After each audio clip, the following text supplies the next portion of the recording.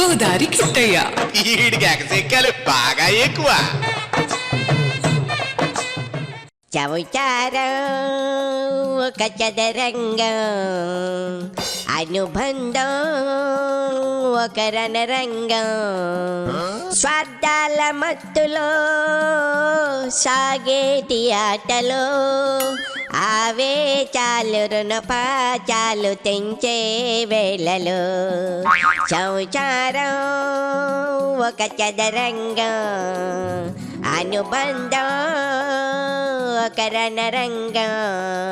గుండెలే బండగా మారిపోయేటి స్వార్థం, తల్లిని తాళిని డబ్బుతో తూచుబేరం, రక్తమే నీరుగా తెల్లబోయేటి పంతం, కంటికి మంటికి ఏకదారైన శోకం, తలపై విధి గీత ఇలపైనే వెలసిందా, రాజులే బంటుగా మారు ఈ క్రీడలో, జీవులే పావులైపోవు ఈ కేళిలో, ధనమే తల్లి ధనమే తండ్రి ధనమే దైవమా.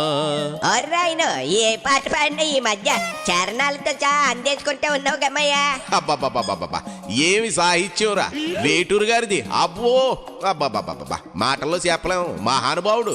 ధనం మూలం ఈతం జాగ్రత్త అని ఒక్క చరణంలో ఎంత బాగా చెప్పేశారా ఓబు. నిజమేమయ్యా, ఈ పాట విన్నప్పుడల్లా గుండెల్లో ఏదో తెలియని బాధ తొంగి చూచేస్తుంది అనుకో. ఆ పాటలో ఉన్న లోతు అలాంటిదిరా ఓబు.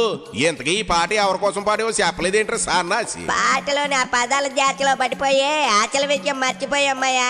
అదేమయ్యా, నాని చిన్ని లేరు, వాళ్ళిద్దరు డిషన్ అంటున్నారు. ఇప్పుడు అనేది ఏముందిరా, అన్నదమ్ములు వాలి సుగ్రీవుల్లో ఎప్పటి నుంచో కొట్టేసుకుంటానే ఉన్నారు కదా. ఇది ఎన్నటికీ తెగర పంచాయతీరా ఓబు. ఈ కేసినేని బ్రదర్స్ గోల ఇంకా నడుస్తూనే ఉంది చూడు. లెక్కర్ స్కామ్ లో ఒకరిపై ఒకరు బురద జల్లేసుకుంటా ఉన్నారు. అసలు విషయం ఏంటో బయటకు రావటం లేదు. నిజమేమయ్యో, సొంత అన్నదమ్ముల మధ్య ఇంత వైరం ఎందుకు వచ్చిందో అర్థం కావటం లేదు. రాజకీయాల్లో ఇలాంటివి సహజమే, కానీ మరీ ఇంత దిగజారుడు తన బాధాకరమయ్యా. అవునరా ఓబు. నాని అయితే ఏకంగా ఈడీకి లేఖ రాసేసాడు. చిన్ని రాజకాశి రెడ్డితో పాటు ఈ స్కామ్ లో ఎవరెవరు ఉన్నారో అందరినీ బయటికి లాగాలంటూ ఈడీని కోరాడట. అంటే నాని విషయాన్ని చాలా సీరియస్ గా తీసుకున్నాడు అనమాట మాయా. ఊరికే ఆరోపణలు చేయడం లేదు, ఏదో గట్టిగా ఆధారాలు ఉంటేనే కదా ఇలా చేస్తాడు. ఉండొచ్చురా ఓబు. అటు కాశిరెడ్డి ఇటు చిన్నీల కంపెనీలో కూడా క్షుణ్ణంగా దర్యాప్తు చేయాలని కోరుతున్నారు. అంటే ఈ స్కామ్ చాలా పెద్ద ఎత్తున జరిగిందనేది చిన్ని గారి వెర్షను. నాని మాత్రం గట్టిగా నమ్ముతున్నాడు మాయా. వైసీపీ హయాంలో 1000 కోట్ల లెక్కర్ స్కామ్ జరిగింది. మరి దాని వెనక తాడేపల్లి ప్యాలెస్ లో ఉన్న పెద్ద తలకాయలు ఉన్నాయని బాంబు సైతం పేల్చేసాడు మాయా. పెద్ద తలకాయలు ఉంటేనే కదా ఇలాంటి వ్యవహారాలు నడుస్తాయి. కానీ నాని వారి పేర్లు ఎందుకు బయట పెట్టడం లేదు? ఆ పార్టీలోనే ఉంటూ ఆ పార్టీ నేతలు దొంగలు అంటున్నాడంటే కేసునే నాని ఏం ఆశిస్తున్నాడో అర్థం కావటం లేదు ఓబు. బహుశా సరైన సమయం కోసం ఎదురు చూస్తున్నాడేమో మాయా, లేకపోతే ఆధారాలు జాగ్రత్తన్నాడేమో. అంతేకాదు ఆ ప్యాలెస్ లోకి రాజకాశి రెడ్డితో పాటు మరో ముగ్గురికే ప్రత్యేక అనుమతులు ఉండేవట. అంటే వాళ్ళ కనుసన్నల్లోనే అంతా జరిగిందని నాని అనుమానిస్తున్నాడు. ఇది నిజమైతే వైసీపీ చాలా పెద్ద దెబ్బే కదా మాయా. కేజీన నాని ఏంది మాయా కూర్చున్న కొమ్మని నరికెత్తుకుంటా ఉన్నది. సిట్ మీద నమ్మకం లేదని సిబిఐతో విచారణ జరిపించాలని తమ్ముడు కోవడంపై నాని ఏకంగా చంద్రబాబు కూడా ఫిర్యాదు చేసాడంటారు ఓబు. చిన్ని మాత్రం తనకేం సంబంధం లేదని చెప్తున్నాడు మాయా. రాజకచ్చిరెడ్డితో వ్యాపార లావాదేవీలు జరిపిన మాట నిజమే, కానీ జగన్ తో సన్నిహిత సంబంధాలు ఉన్నాయని తెలిసిన తర్వాత దూరంగా జరిగానంటే చెప్తున్నాడు. మరి కానీ నాని మాత్రం చిన్నీని వదలలేదురా ఓబు. ఇద్దరి మధ్య ఏదో పెద్ద గొడవ జరిగిందని అనిపిస్తా ఉంది. రాజకీయ విభేదాలతో పాటు వ్యక్తిగత కారణాలు కూడా ఉండొచ్చు. కానీ మాయా, చిన్ని ఒక ప్రశ్న అడుగుతున్నాడు. జగన్ ప్రభుత్వ హయాంలో లెక్కర ఇసుక మాఫియాలపై నాని ఎందుకు ప్రశ్నించలేదనేది ప్రధాన ఆరోపణ. అంటే నాని అప్పుడు ఎందుకు సైలెంట్ గా ఉన్నాడని, ఇప్పుడు ఎందుకు మాట్లాడుతున్నాడని నిలదెత్తున్నాడు. అంటే ఇద్దరి మధ్య గతంలో కూడా ఏదో జరిగింది. ఇప్పుడు పాత కక్షలు తీర్చుకుంటున్నారేమో. పాత ముప్పు తెప్పలో తాపో అంటారు కదరా సన్నాసి. మొత్తానికి అన్నదమ్ములు ఇద్దరు కలిసి జగన్ కొంప ముంచేలా కనపడుతున్నారు. అదే కదా నేను అదే అడగబోతున్నామయ్యా.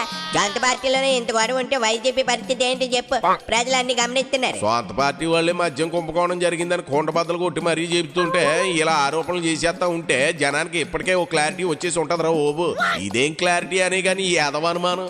జగన్ హయాంలో 3500 కోట్ల లెక్కర్ స్కామ్ జరిగిందని సాక్షాత్తు వైసీపీకి చెందిన ఓ ముఖ్య నేత చెబుతుంటే ఎంతకంటే ఏం కావాలరా చెప్పు. యాదవతనం బయటపడడానికి ఆ? అదే కదా కేసీఆర్ నాని మాత్రం చిన్న ఇమేజ్ డామీ చేయాలని చూస్తున్నాడు. దీని వల్ల వైసీపీ కూడా నష్టం జరుగుతుందని గ్రహించడం లేదు. కొంతమంది తమ కాలు కింద తామే మంట పెట్టేసుకోవడం అంటే ఇదేనేమో. పాపం వైసీపీకి జగన్ రెడ్డికి ఎక్కడా లేని కష్టాలు వచ్చి పడ్డాయి రా ఓబు. ఈ స్కామ్ దెబ్బ పార్టీని బాగా ఇబ్బంది పెడుతుంది. స్కామ్ జరగలేదని ఓ వైపు పార్టీ నాయకులు బుకాయిస్తే సొంత పార్టీ వాళ్ళు ఇలా తవ్వేస్తున్నారు. తవ్వి బయటికి తీసేస్తున్నారు. దొంగ ఎప్పుడోకప్పుడు దొరుకుతాడు అంటారు కదా, అది ఇదేరా ఓబు. ఇప్పుడు ఉరిమి జగన్ మీద పడినట్లు నాని వ్యవహారం, నాని తవ్వుకున్న గోతులోనే తానే పడ్డాడు అన్నట్లుంది వాళ్ళ పరిస్థితి. సొంత వాళ్ళే ఇంటి కుట్టు అటు చేస్తున్నారు. సోషల్ మీడియాలో అయితే నెటిజన్లు బాగా ఆడుకుంటున్నారు రోయ్. కేసినేని బ్రదర్స్ వారిపై తెగ సెటైర్లు వేస్తున్నారు. రకరకాల మీమ్స్ చేసి నవ్వుకుంటున్నారు. వేస్తారు మరి. దాంతో అన్నదమ్ములే కొట్టుకుంటుంటే ఇంకేముంటుంది, ఇంట్లో ఎలుకలుంటే ఊరంతా పాడు చేసినట్టే ఉంటుంది. మరి పార్టీ పరిస్థితి కూడా అంతే. చూద్దాం ఓబు, ఈ లిక్కర్ స్కామ్ ఇంకెన్ని మలుపులు తిరుగుతుందో.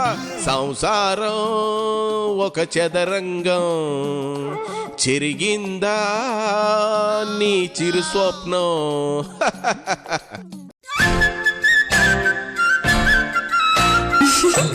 గోదారి కిట్టయ్య ఈడికి ఎగసెక్కాలి బాగా ఎక్కువ.